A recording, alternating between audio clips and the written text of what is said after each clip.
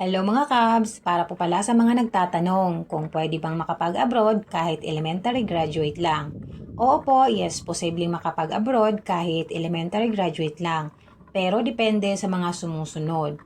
Una, trabaho. Mayroong mga trabaho na hindi na nangangailangan ng mataas na antas ng edukasyon, tulad ng domestic helper, construction worker, or caregiver.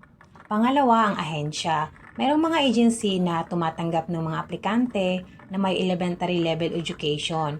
Pero depende sa mga requirements ng agency at ng employer. Pangatlo ay ang bansa. Mayroong mga bansa na mayroong mga programa para sa mga manggagawa na may elementary level education, tulad ng mga programa para sa domestic helper or caregiver. Mga halimbawa ng mga trabaho para sa elementary graduate. Una, domestic helper. Maaring magtrabaho bilang domestic helper sa ibang bansa, tulad ng Hong Kong, Singapore, or Saudi. Pangalawa, caregiver. Maaaring magtrabaho bilang caregiver sa ibang bansa tulad ng Canada or USA. Pangatlo, construction worker.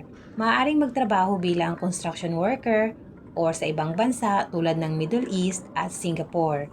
Ito mga dapat gawin. Maghanap ng ahensya, maghanap ng agency na tumatanggap ng mga aplikante na may elementary level education. Pangalawa, magpasa ng mga requirements. Magpasa ng mga requirements na kailangan ng agency at ng employer. Ang pangatlo, mag-aral ng mga kasanayan or mag-aral ng mga kasanayan na kinakailangan sa trabaho, tulad ng language skills or technical skills.